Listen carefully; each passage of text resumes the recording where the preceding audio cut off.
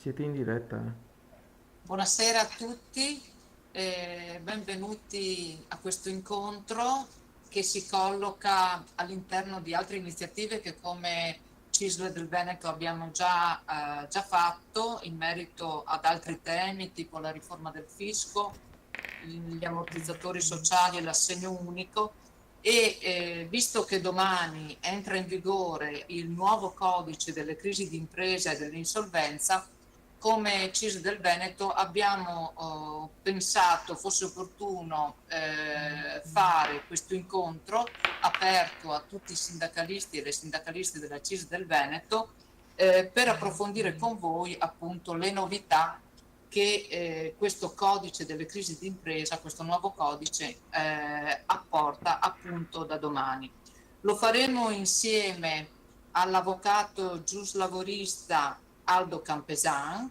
Modererà l'incontro di questa serata il nostro coordinatore regionale degli uffici vertenze Marco De Faveri e concluderà l'incontro il nostro responsabile regionale delle politiche del mercato del lavoro Luca Mori. Ovviamente sarà l'avvocato a sviscerare gli aspetti più importanti e innovativi di questo codice, solo alcune considerazioni che come CIS del Veneto ovviamente abbiamo fatto in merito a questo nuovo codice. Riteniamo che sia importante l'impianto filosofico che sta alla base di questo nuovo codice delle crisi d'impresa, che ha appunto come obiettivo quello di essere in grado di anticipare la conoscenza di quegli elementi di criticità delle aziende che portano appunto poi finiscono molto spesso in crisi aziendali. Riteniamo che questo sia molto importante perché è sempre più importante essere in grado di saper leggere tutti quegli aspetti legati in questo caso a una lettura anche della contabilità, degli aspetti finanziari delle aziende per prevenire e non arrivare a situazioni estreme appunto di crisi aziendale. Un altro aspetto innovativo riteniamo riguardi la istituzione della composizione negoziata della crisi, che è un iter volontario, ma ripeto, dopo l'avvocato sarà sicuramente in grado di chiarire meglio di me tutte queste cose. È un iter volontario al quale un'azienda può accedere qualora si trovi in una situazione di crisi guidata affiancata da un esperto, una figura terza che ha appunto il compito di ricomporre la trattativa con i creditori in maniera il più diciamo oggettiva possibile. Sicuramente, ripeto, l'aspetto più rilevante per quanto ci riguarda è legata a questa nuova modalità di approccio alla crisi, che non è quello che anche molto spesso noi conosciamo come sindacalisti, che è quello di intervenire diciamo, quando la crisi si è ormai consumata, ma questa è sicuramente importante che ci siano delle regole che portano invece a fare in modo che ci sia una lettura preventiva, perché l'obiettivo di questo codice, mi pare di capire, è proprio quello di evitare di arrivare a situazioni sostanzialmente estreme.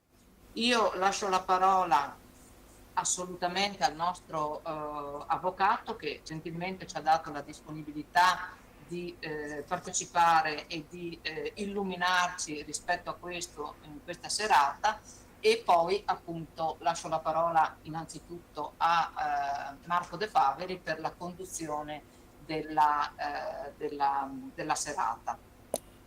Bene, buonasera a tutti, ciao Aldo, grazie ancora perché ormai sei un punto di riferimento formativo, insomma, per la nostra organizzazione a livello provinciale e regionale, insomma, quindi è importante averti con noi e grazie ancora. Ti lascio velocemente la parola perché le questioni sono importanti.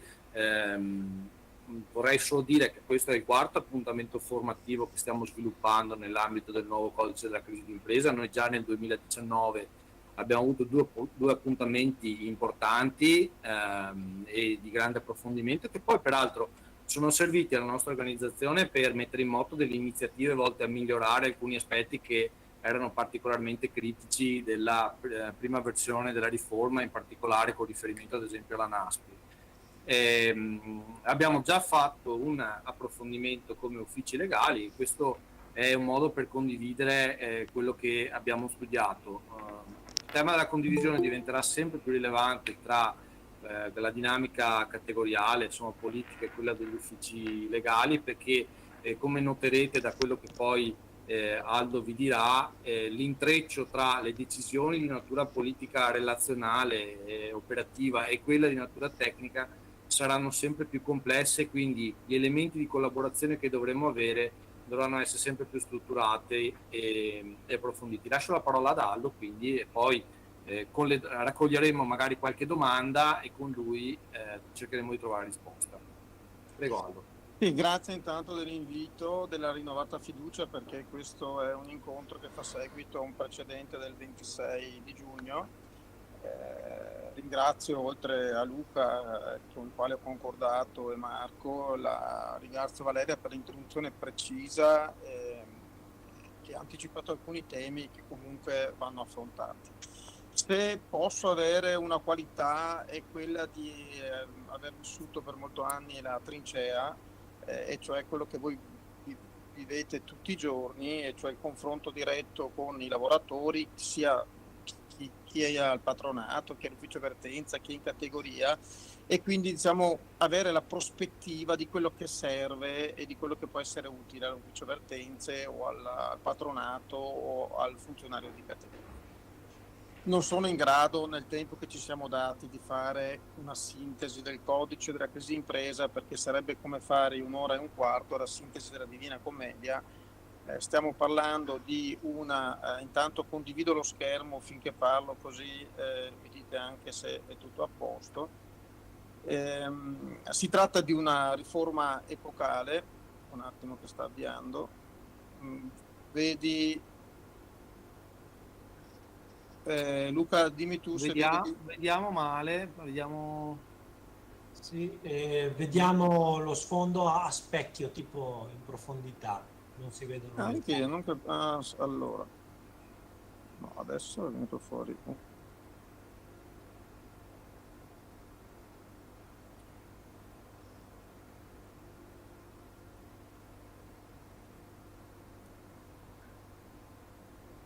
Prova a Ha il condividere. microfono disattivato. Allora il microfono Allora, disattivato. sì, Ecco, sì. perfetto. Scusate, prima avevamo fatto la prova, ma facciamo così, spostiamo lo schermo, proviamo a condividerlo.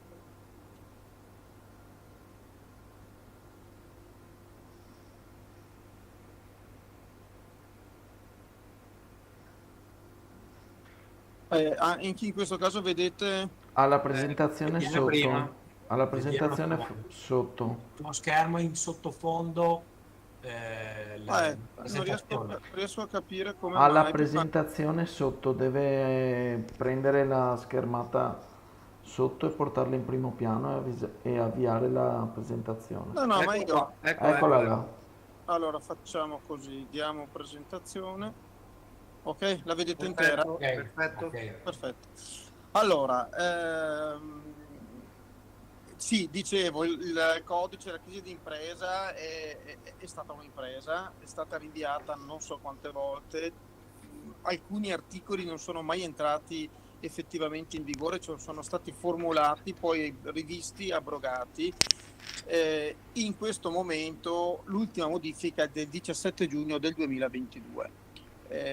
Con il decreto numero 83 che vedete ha modificato ulteriormente una cinquantina di articoli e la struttura del codice della crisi d'impresa si presenta come un testo unico all'interno del quale ci sono tutte le procedure, cioè non solo quelle che eravamo abituati a vedere all'interno del cosiddetto codice fallimentare o legge fallimentare del 42, ma anche tutte le procedure che dal 2012 sono state introdotte per i consumatori, per i professionisti, cioè per tutti coloro che potevano essere in crisi da sovraindebitamento ma non erano soggetti alla procedura fallimentare.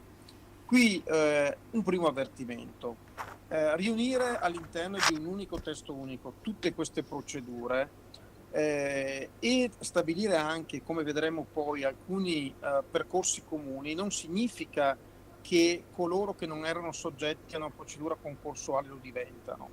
Cioè vedremo che alcune procedure che riguardano le cosiddette piccole aziende, quelle che non erano soggetti per limiti di fatturato, dimensioni, al fallimento, al concordato, ma semmai ad altre procedure da sovraindebitamento, tuttora restano escluse dalla procedura di liquidazione giudiziale o di concordato. Cosa vuol dire? Vuol dire che, come è stato detto prima da Valeria, che alcune delle procedure di cui parliamo possono essere attivate solo dal debitore, quindi non possono essere attivati forzosamente come avviene dai creditori per la liquidazione giudiziale.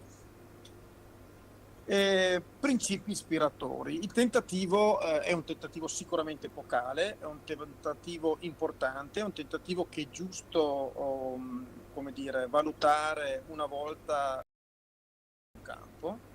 La finalità è innanzitutto quello di conservare l'azienda, cioè la centralità della conservazione dell'azienda e dei posti di lavoro è sicuramente il principio ispiratore principale. Quindi c'è tutto un percorso che cerca di evitare la cosiddetta liquidazione dell'azienda.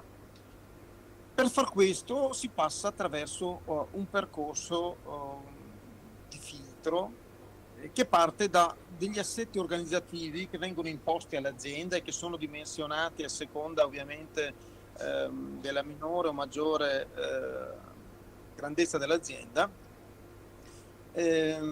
per prevenire la crisi e individuare dei segnali di allarme. La diagnosi precoce che vedete segnalata attraverso dei sistemi di allerta che non possiamo approfondire ma che sono molto interessanti, individuano una tipologia di sistemi di allerta che sono interni ed esterni. Quegli esterni prevedono in particolare che i creditori cosiddetti qualificati, cioè INPS, INAIL, Agenzia delle Entrate, Agenzia del Territorio, in presenza di alcune inadempimenti che possono essere, i limiti sono molto bassi, parliamo anche di 5.000 euro di omissioni di pagamento, possano, anzi debbano procedere segnalando agli organi di controllo e agli organi di amministrazione la situazione di allerta. Non siamo in una situazione di crisi, siamo in una situazione di pre-crisi, di semplice allerta. Una delle prime stesure del codice prevedeva che questi enti qualificati, sono enti pubblici qualificati, avessero non solo il dovere di intervenire, ma fosse un dovere sanzionato. Cioè, se non provvedevano, perdevano un domani il privilegio all'interno di una procedura di liquidazione che dovesse attivarsi. Oggi, con l'ultima modifica, è stata tolta questa sanzione, quindi si tratta di una cosiddetta norma sanzionatoria in bianco, che cioè non presenta una sanzione. L'altro criterio importante è che la crisi d'impresa non viene considerata come un momento di patologico dell'azienda, ma come un momento fisiologico, cioè accade, forse in parte ce l'ha insegnato anche la pandemia, che vi sia una situazione di crisi. È normale che vi sia, va affrontata come un qualcosa di riparabile, innanzitutto. Se si tratta di una crisi irreversibile, quello che punta a fare il codice, ed è da questo punto apprezzabile, è di ridurre il più possibile la burocrazia e i tempi della liquidazione. Bisogna dire che poi vedremo quando sceglieremo e approfondiremo alcuni argomenti, che l'intervento sindacale è stato fondamentale per tenere in primo piano l'interesse dei lavoratori. L'interesse dei lavoratori in questo codice ne esce sicuramente rafforzato rispetto a, se pensiamo, noi non approfondiremo questa volta, ma lo faremo un'altra volta, la cessione di ramo d'azienda all'interno delle procedure concorsuali. Però pensate alla norma che stabilisce che in caso di cessione di ramo d'azienda comunque il trasferimento è considerato cessazione del rapporto all'interno di una procedura concorsuale ai fini dell'accesso al TFR. Quindi a quel punto viene equiparato la cessazione del rapporto al passaggio da un'azienda all'altra, purché quella cedente sia un'azienda in procedura concorsuale. Questo ci toglie un problema enorme di accesso al fondo di garanzia che voi conoscete meglio di me. Ma in realtà vedremo che ci sono altri passaggi importanti, ovviamente con alcune criticità, nelle quali è importante che si sappia affrontare tecnicamente, perché credo che quello che il regionale ha colto nel leggere questo codice è che dal punto di vista tecnico la competenza del sindacalista diventa più importante, cioè ci vuole l'assistenza del lavoratore, ma parlo anche di chi proprio è nello stabilimento, chi entra in contatto con i lavoratori. Diventa tutto più complesso e quindi diventa necessario avere una preparazione approfondita, almeno finché non la digeriamo tutta. Il termine fallimento non c'è più. Da domani non presenteremo più un'istanza di fallimento, non presenteremo più una insinuazione al fallimento, ma presenteremo un'istanza di liquidazione giudiziale e presenteremo un'insinuazione al passivo della liquidazione giudiziale. Si è voluto togliere la connotazione di discredito che c'è, noi lo usiamo anche metaforicamente, dire è un fallimento, perché si parte dal presupposto che ci può essere una difficoltà e anzi un'insolvenza, perché il fallimento aveva come presupposto un'insolvenza, anche se l'imprenditore è moralmente corretto e quindi si è voluto comunque dare una terminologia più tecnica e meno con una connotazione di discredito minore. L'altro aspetto che anche Valeria aveva accennato è che noi non parliamo più semplicemente di crisi e di insolvenza, parliamo di pre-crisi, di crisi e di insolvenza. Cioè parliamo di 3 percorsi caratterizzati, poi il codice ne dà definizioni precise. L'insolvenza, voi lo sapete, è sostanzialmente l'impossibilità di far fronte regolarmente alle proprie obbligazioni. La crisi invece viene definita come una probabile insolvenza, una possibile insolvenza che si manifesta con la inadeguatezza dei flussi di cassa prospettici in una proiezione di 12 mesi. La pre-crisi è una situazione di difficoltà che nell'ambito di un sistema corretto di allerta viene messo in evidenza da alcuni inadempimenti o comunque anche da adempimenti corretti ma determinati da una dispersione del patrimonio aziendale. L'obiettivo è quello di bloccare in questa fase di precrisi o comunque di affrontare in questa fase di precrisi la situazione di difficoltà, affrontandola anche con delle procedure che non sia la semplice tolleranza dei creditori nei confronti delle imprese. Come vedete, la parte evidenziata in giallo, nell'ambito del codice è stata inserita tutta la parte che non c'era nella legge fallimentare relativa al debitore che sia consumatore o professionista. E ciò che ne è escluso è sostanzialmente soltanto l'insolvenza o la crisi degli enti pubblici e dello Stato in particolare. Nell'ambito di questa disciplina unitaria io cercherò più che fare l'escurso di tutti gli strumenti di regolazione, alcune sono di spettanza specifica delle banche, di darvi alcuni criteri di orientamento per capire che cosa è importante guardare quando vi trovate di fronte ad uno strumento di composizione o di gestione della crisi. Secondo me la parte più importante, una delle parti fondamentali, è la possibilità di disporre delle misure protettive o delle misure cautelari. Cioè in tutte le procedure che noi valuteremo, anche nella composizione negoziata a cui dedicheremo una decina di slide, c'è la possibilità per il debitore di chiedere delle misure protettive o comunque del giudice di emettere delle misure cautelari. Qual è la differenza terminologica? Che le misure protettive sono sostanzialmente delle misure che chiede il debitore nei confronti dei creditori e quindi sostanzialmente, normalmente, la sospensione o l'indibitoria di tutte le azioni esecutive o l'impossibilità di acquisire dei privilegi o dei diritti di prelazione nella fase che poi vedremo ciascuna procedura individuale.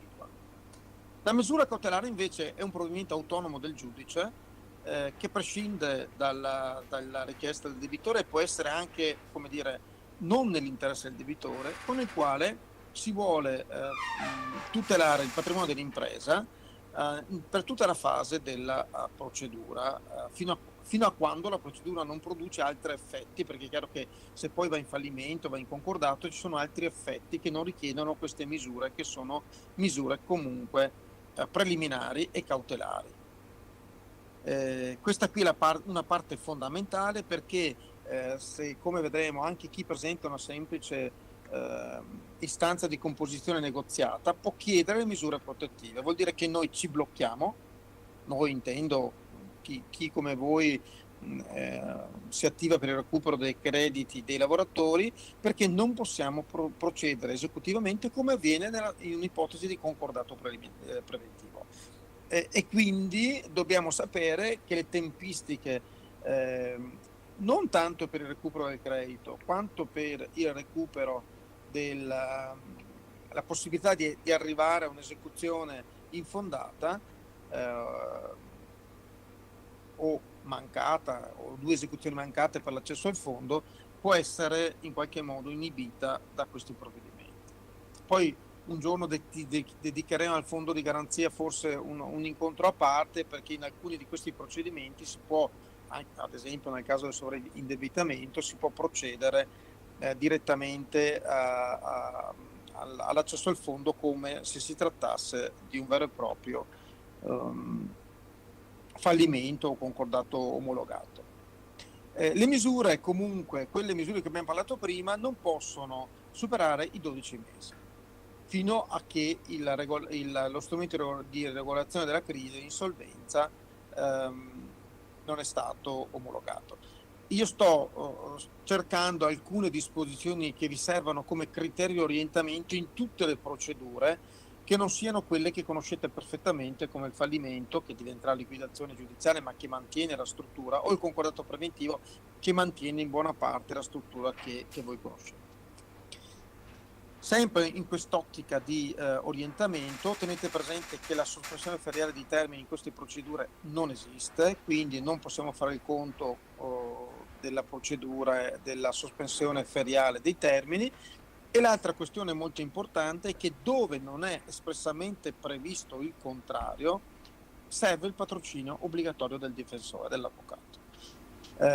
Per esempio, voi se guardate la norma assegnazione al passivo della liquidazione giudiziale, c'è scritto espressamente che il creditore può presentare personalmente, e quindi lo può fare anche tramite l'ufficio legale o il sindacato, non occorre il patrocinio del difensore, ma quando non c'è scritto nulla e avete il dubbio, serve il patrocinio del difensore.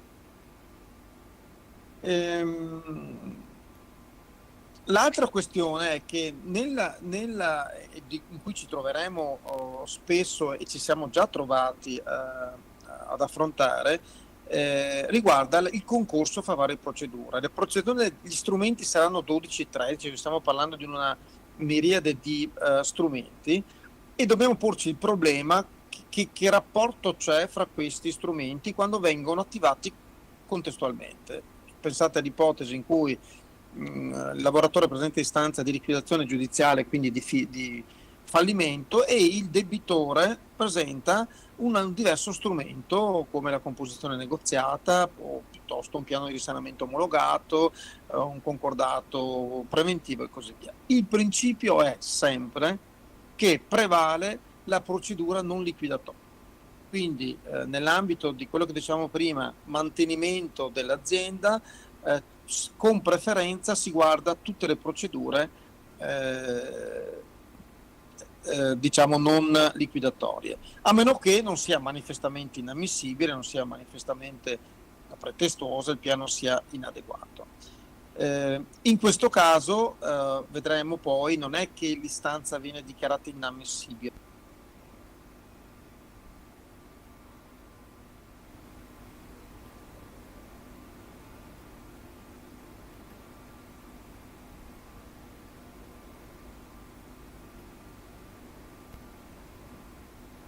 Qui si inserisce, allora, nell'ambito di questi strumenti si inserisce una procedura sindacale del tutto nuova, che io credo sia il cuore di quello che noi dobbiamo conoscere per affrontare anche la composizione negoziata, ma tutte le procedure che non siano una procedura di trasferimento in ramo d'azienda, di licenziamento collettivo, che hanno già un percorso autonomo. Facciamo l'ipotesi di una composizione negoziata della crisi, che poi vedremo. Che cosa dice in termini generali l'articolo 4 e quindi fra quelli che sono gli articoli generali applicabili a tutte le procedure? Che dove non siano previsti dalla legge o dai contratti collettivi diverse procedure di informazione e consultazione, è vero che molti contratti li prevedono, però vedremo che il contenuto, cioè, deve essere in qualche modo sovrapponibile a quello che richiede la legge. Nelle aziende che occupano più di 15 dipendenti, l'azienda informa con comunicazione scritta le rappresentanze di cui l'articolo 47, diciamo le stesse rappresentanze che dovrebbe informare nell'ambito di una cessione di ramo d'azienda, sulle determinazioni della composizione negoziata o di un altro strumento che incidono sui rapporti di lavoro di una pluralità di lavoratori. Vuol dire 2 lavoratori almeno, non vuol dire i 5 della procedura di licenziamento collettivo, anche solo per quanto riguarda l'organizzazione del lavoro o le modalità di svolgimento delle prestazioni. Prima di fare un commento a questa norma, finisco la procedura e poi facciamo qualche considerazione. La procedura è velocissima, il sindacato ha 3 giorni per chiedere un incontro, tenete presente che bisogna guardare le PEC quotidianamente. deve avere inizio entro 5 giorni, comunque si deve considerare esaurita decorsi 10 giorni. C'è una disposizione che vedete nell'ellisse in basso che dobbiamo imparare bene, e cioè la consultazione si svolge con vincolo di riservatezza rispetto alle informazioni qualificate come tali dal datore di lavoro. Vuol dire che noi dobbiamo fare grande attenzione per tutto ciò che riguarda le informazioni che ci dà il datore nell'ambito di questa consultazione, perché se sono riservate o sono qualificate come riservate, noi non possiamo, come dire, divulgarle.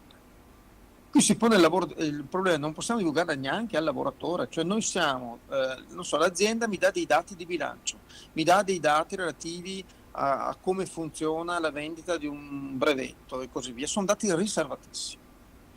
E io ho diritto, voi sindacalisti, perché io non ce l'ho sto diritto, voi avete il diritto di conoscerli solo in forza di una disposizione di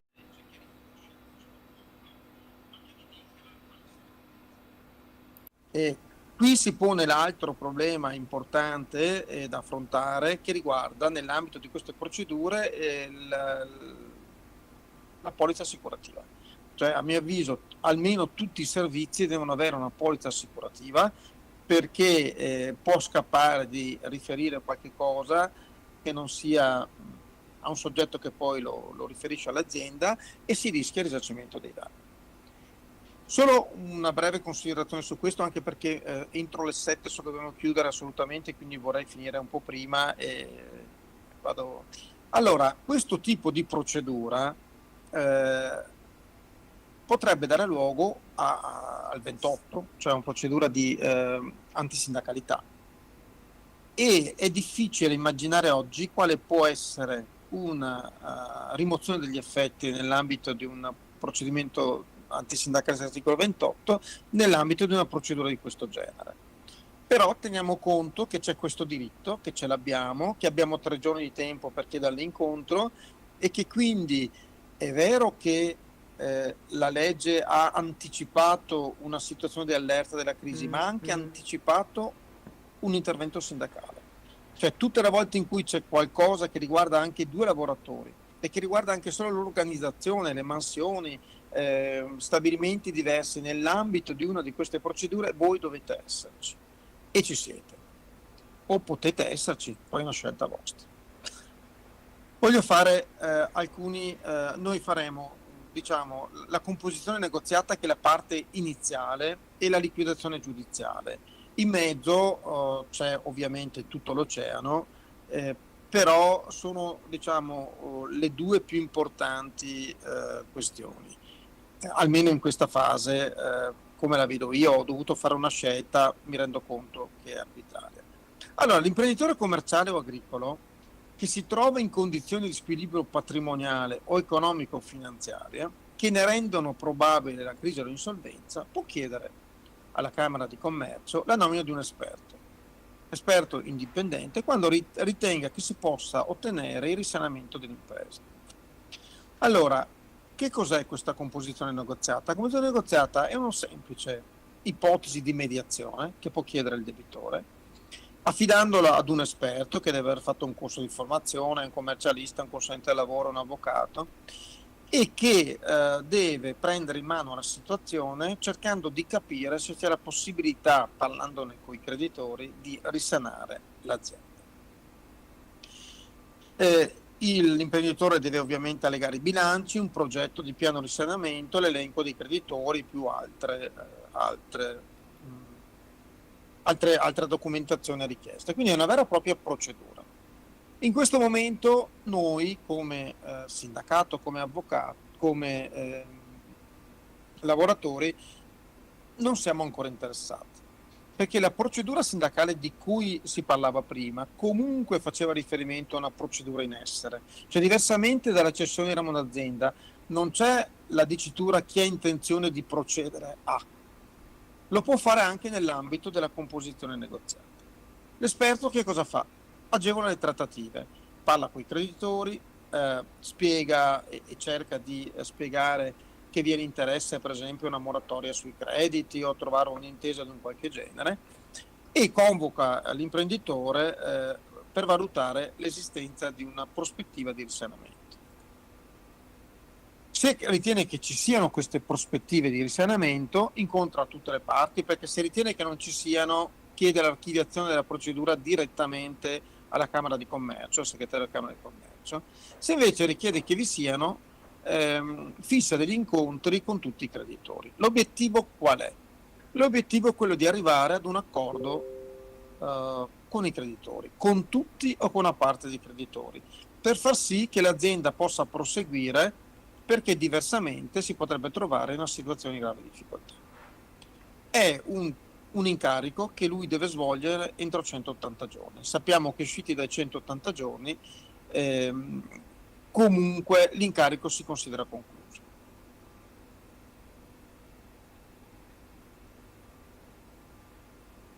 E qui arriviamo alle misure protettive. L'imprenditore, insieme alla istanza in nome dell'esperto, può chiedere l'applicazione di misure protettive. E le misure protettive ovviamente potrebbero essere quello di bloccare le esecuzioni. Come vedete nella parte in azzurro, però, è esclusa la possibilità di misure protettive su diritti di credito dei lavoratori. Quindi non potrebbe chiedere l'azienda, o se la chiede non può essere data, una misura protettiva, nel senso di dire si blocchino le attività esecutive nei confronti del credito dei lavoratori. Si tenga presente però che qui si parla solo di misure protettive, non cautelari. Il giudice potrebbe comunque dare delle misure cautelari nell'interesse del patrimonio, che qui non sono citate come escluse. C'è anche un limite, non è che l'imprenditore possa presentare a ripetizione più domande, magari con più istanze di misure protettive. In caso di archiviazione per un anno l'imprenditore non potrà più chiedere una nuova composizione del negoziato. Ovviamente la gestione resta come non solo come nel concordato, ma più che nel concordato, in mano all'imprenditore. L'imprenditore può pagare liberamente, non deve chiedere consenso del giudice delegato, che in questo caso non c'è neanche, o della Camera di Commercio, comunque dal giorno della pubblicazione, questo vi interessa direttamente, dell'istanza che viene pubblicata ovviamente sul registro delle imprese, fino alla conclusione delle trattative con il buon fine della composizione negoziata o l'archiviazione, non può essere pronunciata sentenza di apertura della liquidazione giudiziale, cioè del fallimento. E anche se può essere presentata, qui non c'è scritto che è inammissibile, cioè noi possiamo fare l'istanza di fallimento, ci può interessare? Sì, ci può interessare, per esempio, per stare all'interno dell'anno delle 3 mensilità e l'accesso al fondo. Posso presentare istanza di fallimento, questa viene sospesa in attesa di capire qual è la fine della composizione negoziata. Vorrei anche far presente una cosa che è interessante. Non significa che i lavoratori, per il fatto che non possano subire dei provvedimenti cautelari o protettivi, cautelari possono subirli, non possa essere interessato a una composizione negoziata. L'esperto può chiedere anche ai lavoratori e al sindacato una trattativa. Quello che non si capisce, ma io mi sentirei di escludere, è se l'accordo fatto con l'esperto da parte del lavoratore abbia valore di 411. Io direi di no, non è previsto, non è una sede protetta, l'esperto non ha il compito di tutelare il lavoratore, quindi se vuole arrivare l'esperto con l'azienda a un 411 deve per forza coinvolgere i rappresentanti sindacali. All'esito delle trattative poi, adesso qui vado velocemente, se non dovesse andare a buon fine, comunque l'imprenditore può scegliere un'altra strada. Vi segnalo solo, al di là del piano testato di risanamento, l'omologazione dell'accordo statuto di debiti, una domanda di concordato semplificato, cioè va in concordato preventivo con una semplificazione. Adesso ve la faccio veramente molto breve perché la questione è complicatissima, e cioè non va al voto questa domanda di concordato, va a omologazione semmai il singolo creditore si oppone all'omologazione.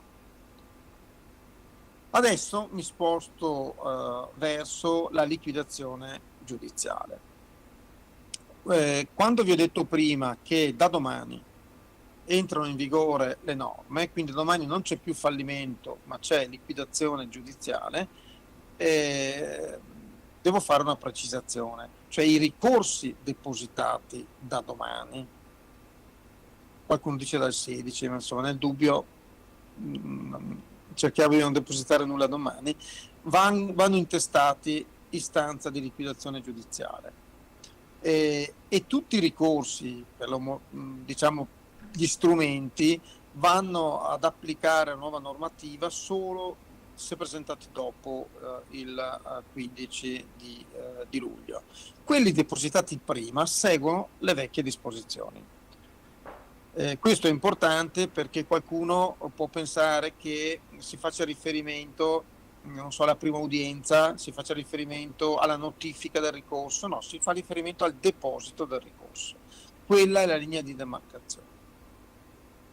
Allora, noi avevamo affrontato già la volta scorsa uno degli aspetti più interessanti e più rivoluzionari dell'intervento del codice della crisi d'impresa per i rapporti di lavoro, che riguarda la sorte del rapporto di lavoro subordinato in caso di liquidazione giudiziaria. Che cosa succede oggi in caso di fallimento? Facciamo un brevissimo escurso. Oggi l'articolo 72 prevede che i contratti di durata restino sospesi nell'esecuzione e negli effetti. Non c'è una norma che riguarda i rapporti di lavoro, e anche qui un passo in avanti perché il rapporto di lavoro assume dignità di contratto a sé nella riforma, ma restano sospesi. Fino a quando? Fino a quando il curatore decide di subentrare o di recedere, cioè di licenziare i lavoratori.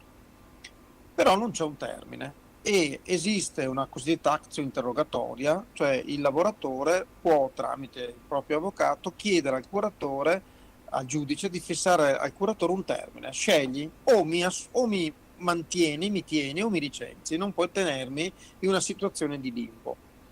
Questa è la situazione attuale. Ovviamente nel periodo di sospensione non c'è soltanto il problema della retribuzione che resta in sospeso, ma anche c'è un buco contributivo.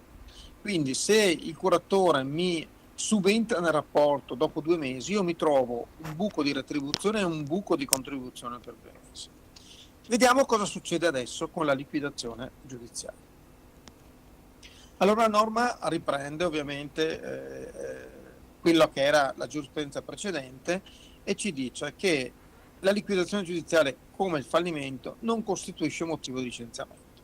Quindi di per sé io non potrei neppure come curatore scrivere una lettera in cui si dice io ti licenzio perché l'azienda è fallita. Non è una motivazione di licenziamento. Però i rapporti sono sospesi immediatamente di diritto.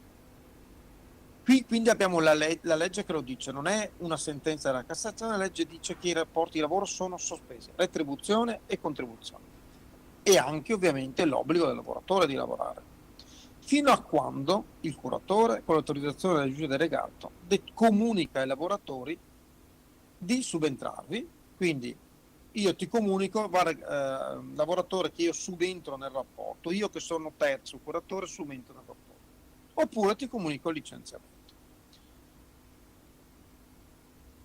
I 2 effetti sono diversi però. Se il curatore mi comunica il recesso, cioè il licenziamento, io sono licenziato fin dalla data dell'apertura della liquidazione giudiziaria.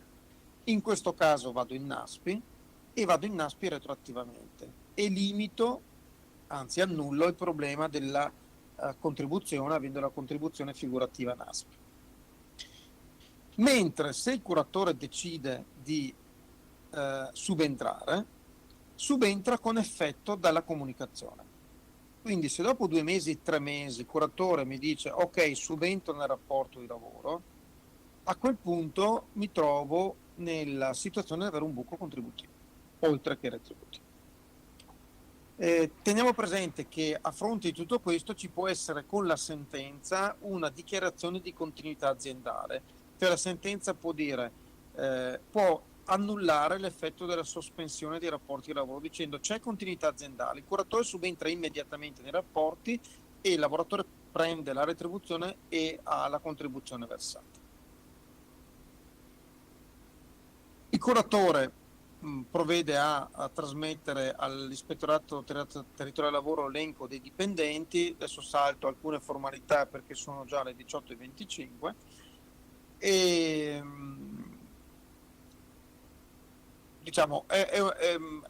diciamo che c'è questo onere in più di trasmissione all'ITL che può avere varie conseguenze e vari effetti. La volta scorsa l'abbiamo approfondito, in questa sede non c'è tempo per approfondire. Il subentro è nella stessa identica posizione che aveva il datore precedentemente. L'efficacia, come abbiamo detto, è dal momento della comunicazione. Da quel momento il lavoratore, se vuole dimettersi, deve dimettersi con il preavviso. Vedremo invece che nella fase di sospensione il lavoratore ha lo strumento delle dimissioni per giusta causa. Quindi è una giusta causa, come dire, assimilata, perché è chiaro che il fallimento non è giusta causa, ma il lavoratore che viene dopo il fallimento, il giorno dopo la pubblicazione della sentenza di fallimento, può dimettersi con diritto alla NASPI e al preavviso, perché viene assimilata a 2119, come vedremo più avanti. Dal momento in cui il curatore gli comunica guarda che io sono subentrato, invece lui non potrà più esercitare la facoltà di dimettersi con diritto al preavviso. Qui vedete ho messo 4 mesi a 0,99 per dire che la sospensione del rapporto può durare 4 mesi. 4 mesi in cui il lavoratore si trova senza stipendio e astrattamente senza contributi. Decorso il termine di 4 mesi c'è un nuovo istituto che noi non conoscevamo, e cioè la risoluzione automatica del rapporto di lavoro. Questo è un istituto del tutto nuovo, si sta scrivendo di tutto sul punto, però che cosa significa? Significa che automaticamente, con decorrenza dalla data, quindi retroattiva, io mi trovo il rapporto di lavoro cessato per il semplice decorso di 4 mesi. Mi decorrerà la NASPI, a quel punto recupero l'aspetto contributivo retroattivamente. Ovviamente i 68 giorni per la domanda decorrono non dalla dichiarazione della liquidazione giudiziaria, ma dalla data dei 4 mesi. Credo che sia opportuno che comunque il curatore me lo comunichi, o comunque il sindacato deve stare molto attento perché decorsi i 4 mesi i rapporti si intendono, risolti i diritti, e qualcuno dice che non occorre nessuna comunicazione. Quindi i 68 giorni decorrono da lì e bisogna tenere conto che il lavoratore può perdere il diritto alla NASPI per tardività della domanda. Ma non basta, nel senso che i 4 mesi sono il primo step, soprattutto nelle grandi aziende in cui si vuole mantenere la vitalità e la vita dell'azienda. È possibile chiedere una proroga, cioè il giudice il curatore e anche il direttore di DTL può chiedere la proroga del termine. Lo deve fare 15 giorni prima della scadenza del termine di 4 mesi e può chiedere una proroga fino a 8 mesi. La domanda può essere presentata anche dai singoli lavoratori, però questo ha un effetto diverso. Allora, intanto qui c'è scritto espressamente che i lavoratori possono presentare la domanda personalmente, quindi anche col sindacato o a mezzo del difensore. Non è necessaria la difesa dell'avvocato, difesa tecnica. Nel caso in cui il lavoratore presenti l'istanza e il giudice la conceda, questa vale solo per i lavoratori istanti, mentre se l'istanza è presentata dall'ITL o dal curatore, questa vale per tutti i lavoratori indifferentemente. Che cosa può fare il lavoratore? Può, come prima, decidere se di mettersi per giusta causa, come se fossero i 4 mesi, perché diversamente dal momento in cui il curatore comunicherà il subentro nel contratto, perché lo può fare nell'ambito degli 8 mesi, guardate che 8 mesi è il termine massimo, la proroga può essere anche di 15 giorni o di 2 mesi, e questo ha delle conseguenze importanti, come vediamo dopo. è vero che il lavoratore può fare istanza per conto proprio, ma deve indicare un indirizzo PEC, quindi comunque normalmente si appoggerà quantomeno al sindacato. Proroga massima 8 mesi. Voi capite, noi abbiamo un limbo che può arrivare a circa 12 mesi di sospensione del rapporto nell'attesa di salvare questa azienda. Però qui abbiamo una misura di mitigazione, e cioè il lavoratore ha diritto a un'indennità. È un'indennità strana perché è un'indennità d'atto lecito, quindi non è indennità d'atto illecito. È un'indennità d'atto lecito per effetto della proroga, chiesta da chiunque sia stata chiesta, ma ovviamente se chiesta dai lavoratori vale solo per i lavoratori che l'hanno chiesta.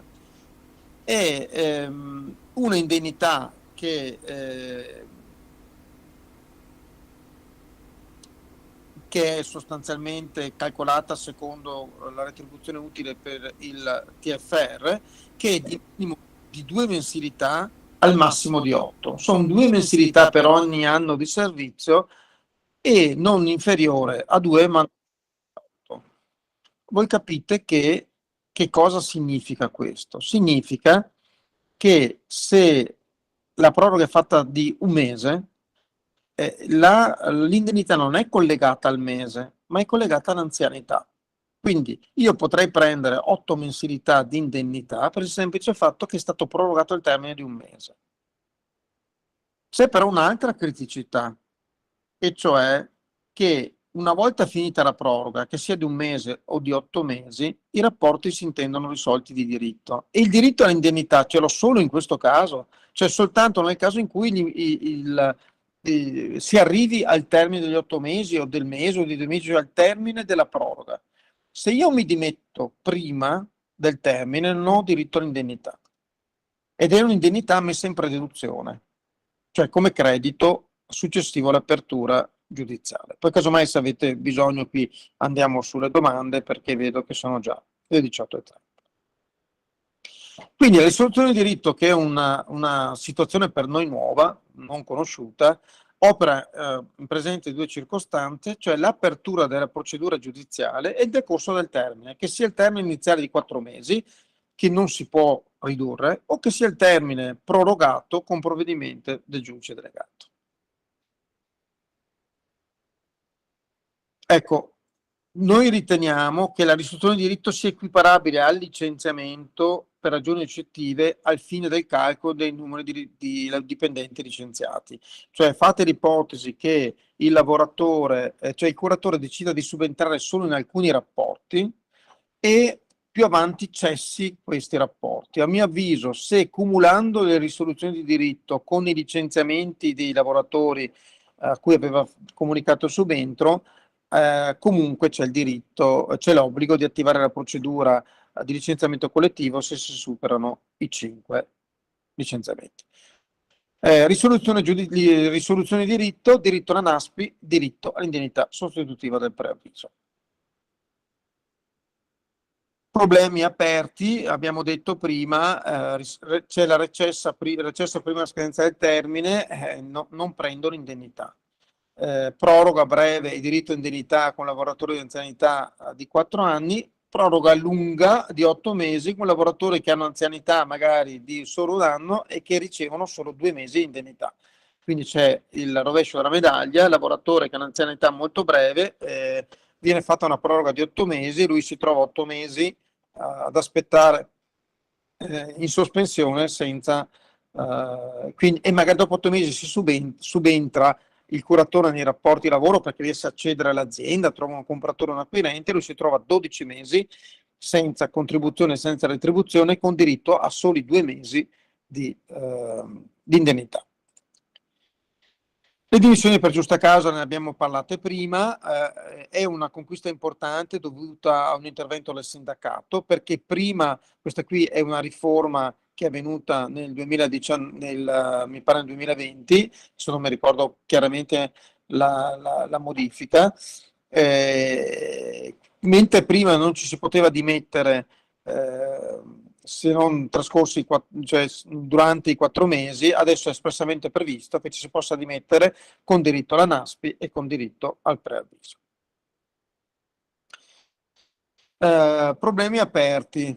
Quando il curatore licenzia per giustificato motivo oggettivo, deve applicare la procedura articolo 7604? Io ritengo di no, per i criteri di celerità, perché non è espressamente previsto, però c'è qualcuno che si pone il problema e dice sì.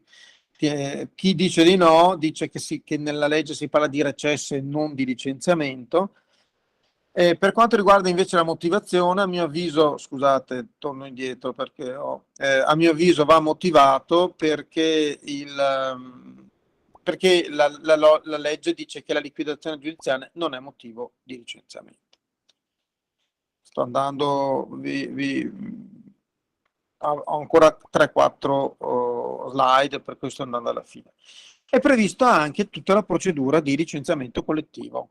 È una procedura di licenziamento collettivo tarata sulla 2 del 3 del 91, la conoscete molto bene, i tempi sono molto semplificati, anche la motivazione sarà semplificata soprattutto nel caso in cui non vi sia alcuna continuazione dell'attività. È vero invece che nel caso in cui il curatore intenda licenziare solo una parte dei lavoratori, dovrà necessariamente applicare i criteri di scelta, perché non c'è alcuna deroga se non sulla tempistica, che è molto più stretta e molto più stringente. È chiaro che se la liquidazione giudiziale va alla cessazione dell'attività, la procedura va svolta. Teniamo presente che è una procedura che si svolge in corso di sospensione del rapporto, per cui il curatore è abbastanza tranquillo, nel senso che non maturano retribuzioni e quindi non aggrava il passivo.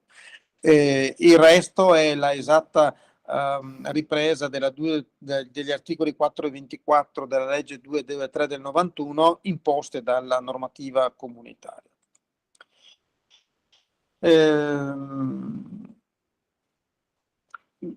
Bisogna anche dire una cosa: il curatore non è che può aspettare 4 mesi. La norma dice che il curatore, se non ci sono gli estremi per procedere al subentro nel rapporto o alla cessione del ramo d'azienda, deve licenziare, cioè può aspettare solo se ha qualche prospettiva di continuazione del rapporto o trasferimento dell'azienda.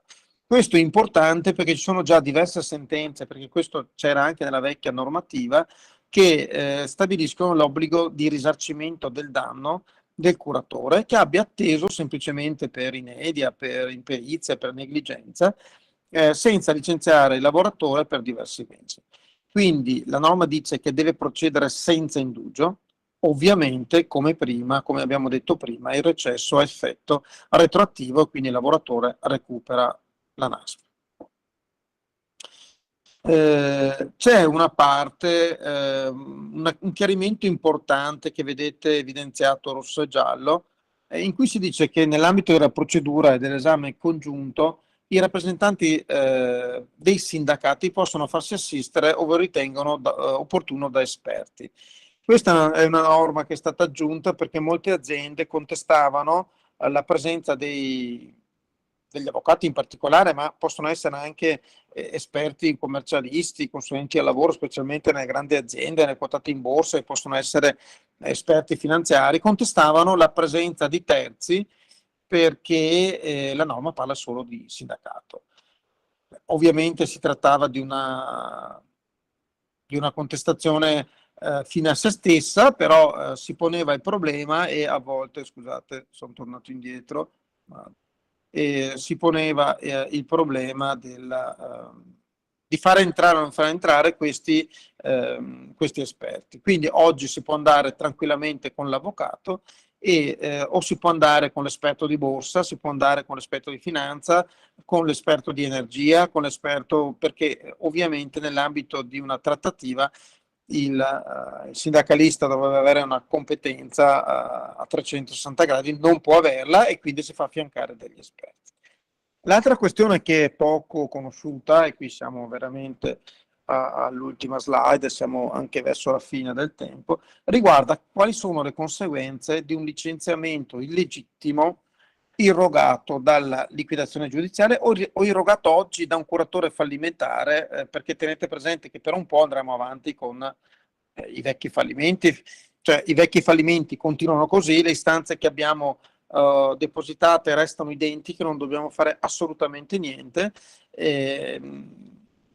E anche le cause che abbiamo fatto impugnando dei licenziamenti, non sono tantissime, erogate da un curatore fallimentare o nell'ambito di un concordato liquidatorio omologato, ci si chiede quali conseguenze possono avere. Può avere anche la conseguenza della reintegrazione, dice la Cassazione, tutte le volte in cui c'è una continuità dell'attività di impresa, anche se i rapporti sono sospesi. Anzi, nel caso di licenziamento illegittimo, anche se i rapporti sono sospesi e magari lo sarebbero stati per 12 mesi con la proroga di 8, il lavoratore ha diritto alla retribuzione, cioè per effetto di licenziamento non si può più applicare la sospensione del rapporto. Il risarcimento del danno che il lavoratore può chiedere è la retribuzione piena e non si tiene conto della sospensione del rapporto che avrebbe avuto se fosse rimasto in forza. Invece, in caso di cessazione di ogni attività di impresa, non è mai ammissibile la reintegra perché non c'è più l'impresa, non c'è più l'attività. In questo caso aspetta la tutela reintegratoria, la tutela indennitaria, a seconda poi ovviamente se il lavoratore è stato assunto prima o dopo il 6 marzo 2015, quindi tutela Fornero, tutela crescente, e a seconda poi se l'azienda è in tutela reale o tutela obbligatoria. In conclusione, qualche giudizio veloce su questa ipotesi di riforma, poi su questa riforma, un attimo, perché volevo a questo punto togliere la condivisione in modo da evitare interruzioni. Ok, torniamo qua. Sicuramente è una scommessa importante, è una scommessa che ci allinea con i paesi più evoluti. È chiaro che nel momento in cui noi chiudiamo un'azienda semplicemente perché non è in grado di pagare temporaneamente o definitivamente determinati crediti, buttiamo via a volte delle competenze, delle risorse importantissime. Il tentativo è di prenderle in mano il prima possibile. Ci sono varie ipotesi anche di responsabilità degli amministratori, ci sono anche delle misure premiali per chi fa emergere prima o punitive per chi lascia anche sotto il profilo di alcune attenuanti nei reati, per chi fa emergere prima la situazione di crisi aziendale. È un cambio di prospettiva. Noi siamo sempre stati abituati a lavorare molto sulla definizione liquidatoria della procedura concorsuale. È un settore che dovremmo affrontare in particolare per i soggetti non fallibili, cioè dovremmo imparare bene anche tutte le norme da sovraindebitamento, quelle che riguardano i consumatori, i privati, i professionisti, le imprese sotto soglia. Io penso che a breve l'INPS emanerà una circolare o un messaggio che faccia il punto in relazione a tutti gli istituti per cosa richiede ai fini dell'accesso al fondo di garanzia. Forse può venirne anche un vantaggio, cioè l'attuale sistema delle esecuzioni immobiliari infruttuose o mancate, 2 mancate, una infruttuosa presso la residenza, presso il luogo di produzione, cioè è un'attività dispendiosa, è attività laboriosa, una procedura paraconcorsuale o comunque che consente di accertare un'insolvenza al di fuori di questa attività, quindi decreto ingiuntivo, precetto, miglioramento presso la casa, provvedimento presso lo studio, siamo un professionista, l'usufrutto, il 50% abbiamo il caso con Marco, il 50% dell'usufrutto su un pezzo di immobile, ok? Tutto questo, o la nuda proprietà, o la quota di un 12° di un appartamento a Belluno, dico a Belluno per dire dove molto spesso nelle montagne bellunesi abbiamo un 27° di un immobile perché metà degli altri eredi è in giro per il mondo. Ecco, questo tipo di procedure possono essere forse per noi uno sgravio di oneri, perché sta diventando veramente onoroso, complicato e ingiusto sostenere la domanda di accesso al fondo di garanzia per chi ha crediti inferiori ad un valore quantomeno di qualche migliaio di euro, perché con la quota di contributo sindacale non si può pagare il lavoro di più pignoramenti infruttuosi o mancati.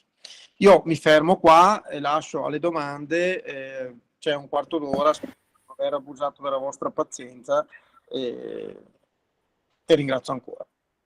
Bene, grazie Aldo. Avrete capito qual è il livello di complessità di questa riforma. Io non vi nascondo una certa preoccupazione, perché è evidente che poi tutte le novità sono soggette a approfondimento, a studio, ma il rischio che sfugga qualcosa, anche dal punto di vista informativo con i lavoratori. Avete capito cosa accade, per esempio, nel caso appunto della chiusura dei rapporti dopo i 4 mesi, e il fatto che i lavoratori debbano essere informati della possibilità di fare la richiesta della NASPI entro i 68 giorni. Lì ci sono tutta una serie di dinamiche che dovremmo in qualche modo far nostre, anche dal punto di vista informativo rispetto ai lavoratori, ma c'è il tema appunto della collaborazione tra uffici e categorie nella gestione di alcune partite, sulle quali dovremmo riflettere di chi è la competenza e in che termini poterle gestire. Allora, se l'altro giorno sono venute fuori tutta una serie di domande nel primo approfondimento fatto con gli operatori e responsabili degli uffici legali, che ovviamente riguardavano e tendevano ad approfondire tutti gli aspetti collegati all'insinuazione o comunque alle dinamiche tecniche collegate alla gestione della procedura di liquidazione. Credo sarà interessante sentire invece cosa ne pensate voi adesso, anche in prima battuta, rispetto alla complessità del nuovo sistema e alle opportunità, ribadendo che occorre un livello di professionalità e di attenzione nuovo, a cui forse per certi versi in alcuni aspetti non siamo abituati. Il tema per esempio della riservatezza che citava Aldo è un tema assolutamente rilevante, sul quale bisogna avere il massimo rispetto e la massima attenzione. Sentiamo un po' cosa ne pensate e capiamo se con Aldo è possibile dare qualche elemento in più di informazione. Posso aggiungere solo una cosa, Marco, prima di passare di te? Allora, ci sono tanti problemi che io non ho affrontato anche in tema di licenziamento nella liquidazione giudiziale. Pensate al patto di non concorrenza. Cioè io sono sospeso dal rapporto di lavoro, non prendo il corrispettivo del patto e il patto vale, è operativo. Pensate a un quadro, un impiegato.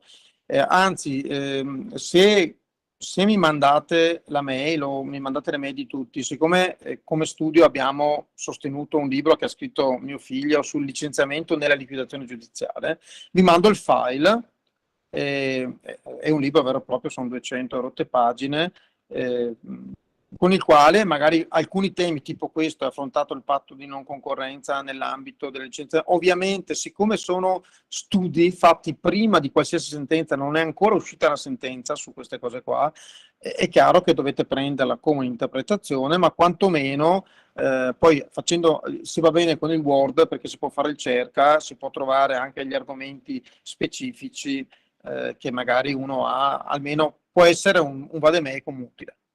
Grazie Aldo. Prego, se qualcuno ha delle domande o vuole fare un intervento, insomma. Capisco che la questione è articolata, ma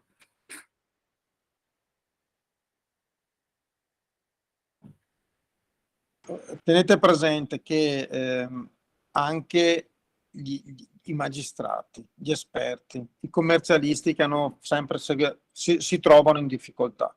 Per cui non credo ci sia da vergognarsi, cioè io onestamente è una materia che è veramente complicata. Ma non voglio mettere il dito sul fatto che ci sono contraddizioni normali, che ci possano essere delle contraddizioni all'interno di una roba così vasta e così complessa. Però è così un cambiamento così su tanti aspetti che diventa difficile digerirlo. Il segreto qual è? Quello di affrontarlo avendo l'attenzione che diceva Marco a sapere quali sono gli alert, cioè non sbagliare, non inciampare in qualche cosa, cioè saper farsi la domanda, ma qui c'è qualcosa, qui c'è il problema, e un po' alla volta lo digeriamo, perché tenete presente che tutto quello che sapete sul fallimento, sul concordato resta, ci sono alcuni cambiamenti nominalistici su alcune cose, ci sono alcuni istituti che sono completamente nuovi. Io ho cercato di darvi alcune indicazioni per dire, vabbè, se succede, però so che per esempio se non c'è scritto niente ci vuole l'intervento, se c'è una misura protettiva è una cosa, altrimenti posso andare avanti. Per esempio, quando siamo di fronte a alcune procedure di questo genere, ha senso imbarcarci decreto ingiuntivo, precetto, esecuzione, quando magari esce l'approvazione del decreto sul sovraindebitamento e vado all'INPS e chiedo il fondo di garanzia. Bisogna anche, come dire, in qualche maniera graduare i nostri sforzi, perché può darsi, e bisogna invece avere l'accortezza di dire al lavoratore: guarda lavoratore, che i temi non sono quelli che hai in mente tu, perché se mi presentano un concordato minore oppure un concordato semplificato, cioè mi presenta come prima il concordato preventivo, i tempi si allungano, perché finché non arriva l'omologazione non riesco a avere il fondo di garanzia e così via. Ho visto che è arrivata una chat, però Sì, è arrivata e non la vedo più. chiedono in sostanza se sia possibile predisporre un vademecum ad uso degli operatori con appunto gli alert che citavi tu. Sì, credo di sì, è un lavoro importante che dobbiamo fare, Sì. forse anche con gli uffici legali, nel senso ci mettiamo lì e cominciamo affrontando i vari istituti, dai più urgenti. Teniamo presente che da domani non succede niente, cioè da domani si può fare la prima istanza di fallimento, però verrà fissata l'udienza e così via. Nella negoziazione, cioè diciamo nelle altre procedure c'è comunque una tempistica. C'è una norma, la sapete leggere tutti, sono 391 norme, sono tanti articoli, si vanno a leggere, si affrontano, e poi forse sì, sarebbe il caso di farla, ci vuole un Mi po'. sarebbe interessante anche condividere un po' a livello nazionale questo tipo di indicazioni in modo che siano poi anche condivise fra tutti e siano in qualche modo valutate al massimo livello, visto che poi, come dire, su queste scelte incidono anche delle responsabilità anche personali da parte degli operatori sindacali che le metteranno in campo.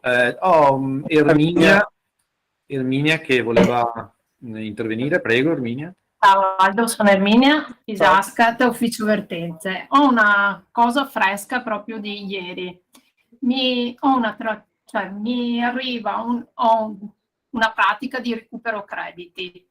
Mi arriva il titolare si è figurato con una persona che l'ha nominato come consulente. Questo consulente deve essere nominato da un tribunale oppure il datore di lavoro può scegliere liberamente un consulente aziendale?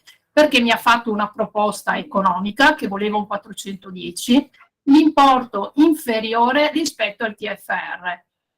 Io naturalmente, confrontandomi col tuo collega Alberto, abbiamo detto preferiamo fare il decreto ingiuntivo che poi col fondo garanzia il TFR è garantito al 100%.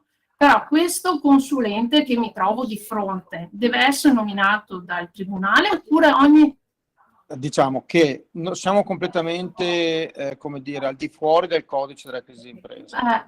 Il codice della crisi d'impresa non affronta l'eventuale trattativa fatta dall'azienda al di fuori delle procedure espressamente previste. Nelle ipotesi che abbiamo visto noi c'è sempre un terzo, okay? È un terzo indipendente, non è un consulente dell'azienda, è un terzo, se parliamo dell'esperto, è un terzo dipendente nominato dalla Camera di Commercio. Quindi siamo completamente fuori dalla composizione negoziata. Avete fatto bene, questo si fa avanti e fa una proposta. Che interesse potete avere ad accettare un TFR inferiore?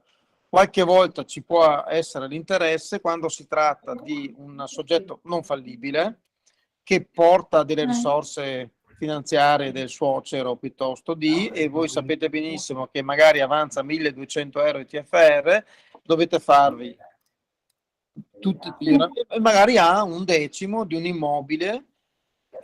Allora, è già pignorabile perché ci ha mostrato tutti se invece è fallibile o comunque soggetto a giudiziaria, qualche volta l'abbiamo accettata una soluzione del genere, ma non perché siamo all'interno di una procedura di composizione della crisi, perché anche se veniva l'imprenditore da solo, allo stesso consulente non ha nessun valore in questo caso.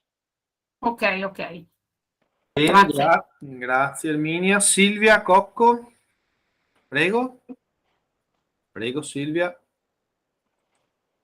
Silvia è 1, Silvia è 2, Silvia è 3.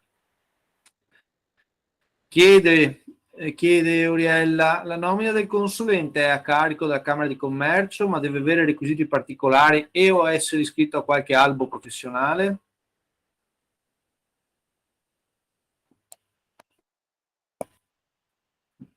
Non ti sentiamo più, Aldo? Scusate, allora, è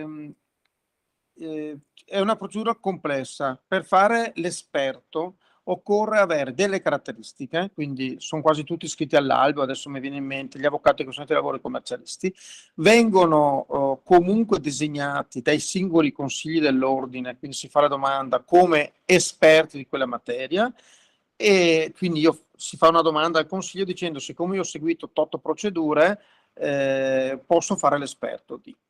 E in più deve fare un corso specialistico.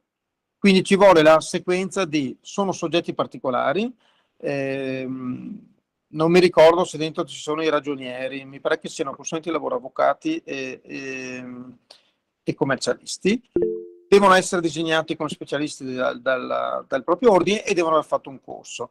Non c'è, allora, tenete presente che in questo momento abbiamo fatto dei conti, le procedure di composizione negoziata sono molto poche, già abbiamo circa 1200 esperti iscritti nel registro del Ministero e ci saranno state 80 nella composizione, cioè per dare un'idea, non ne ha fatte neanche una a testa, insomma, però è destinato ovviamente ad ampliare.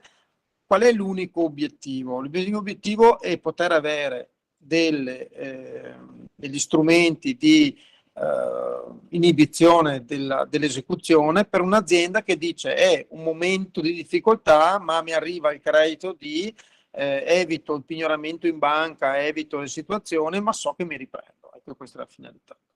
Pare che la Cocco abbia.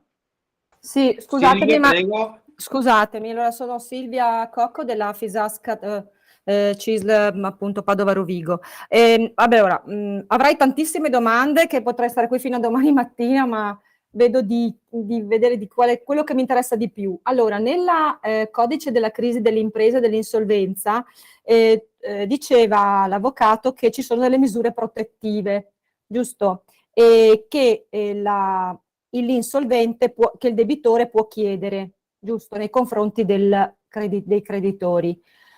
Nel senso, mi faccio un'ipotesi, se ci sono degli stipendi che il lavoratore avanza, lui può chiedere che siano sospesi e l'avvocato, mi sembra di aver capito, non può fare il decreto ingiuntivo, giusto? Mi chiedo, se poi la crisi va avanti, questi soldi poi riusciamo a recuperarli? Queste sospensioni di questi oppure no? Allora, le misure protettive non riguardano mai il processo di cognizione, cioè non riguarda l'ingiunzione, ma riguarda l'impossibilità di iniziare procedimenti cautelari, sequestri o procedimenti esecutivi o di coltivarli.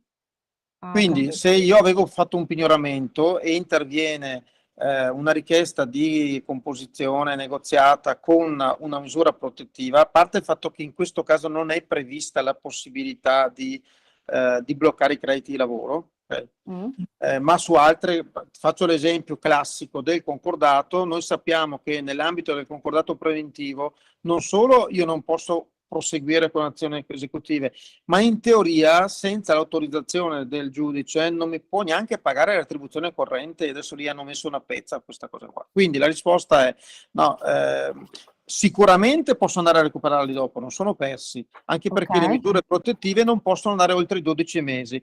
Una volta finito quel periodo, in ogni caso io posso proseguire l'azione, anche l'azione esecutiva che ho iniziato non viene come dire, dichiarata inammissibile, viene solo interrotta, sospesa, il giudice fisserà un'udienza più avanti per vedere se nel frattempo è intervenuta l'omologazione del concordato e così via.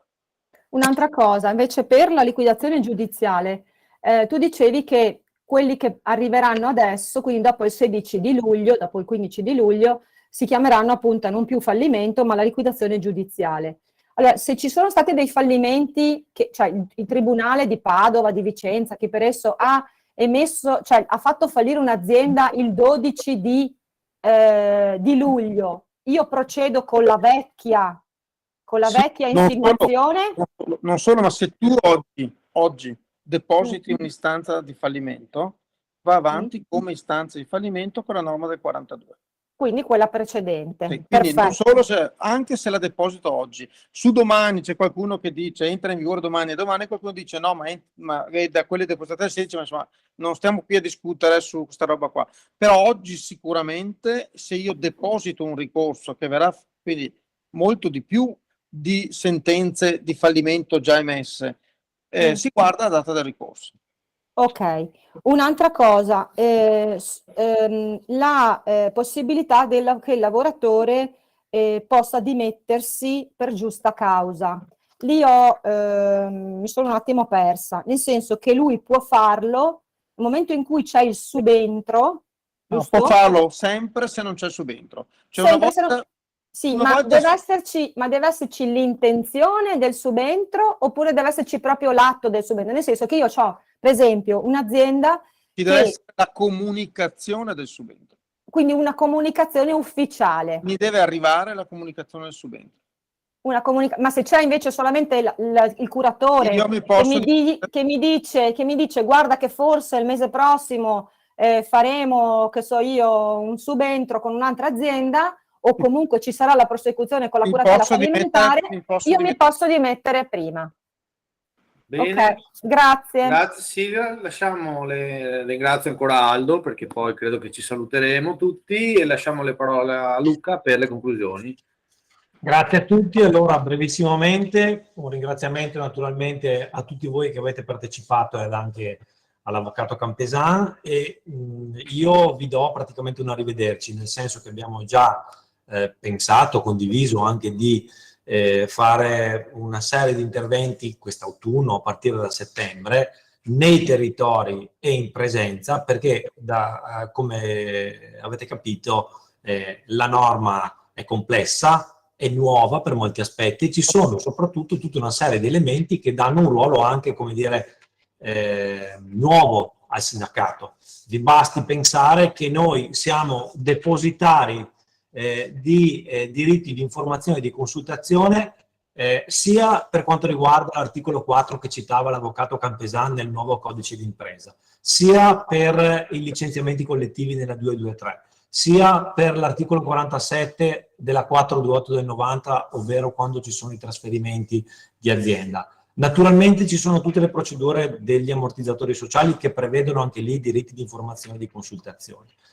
Poi c'è tutto il tema appunto di districarsi tra gruppi di lavoratori che nel caso di fallimento, ovvero la nuova liquidazione giudiziale, decideranno di voler dare le dimissioni, altri che invece aspetteranno i 4 mesi che poi probabilmente verranno prorogati o meno. Quindi ci sono una serie di questioni che attengono naturalmente al nostro ruolo, e quindi pensiamo che sarà utile incontrarci nuovamente, però lo faremo naturalmente con gruppi ristretti e in presenza, cercando di approfondire tutti i singoli punti a partire dalla composizione negoziale e via dicendo. Ecco, un'altra cosa nuova, e con questo ci salutiamo, più che nuova è una cosa importante naturalmente, è che noi, vista la complessità, non possiamo certamente permetterci di essere impreparati.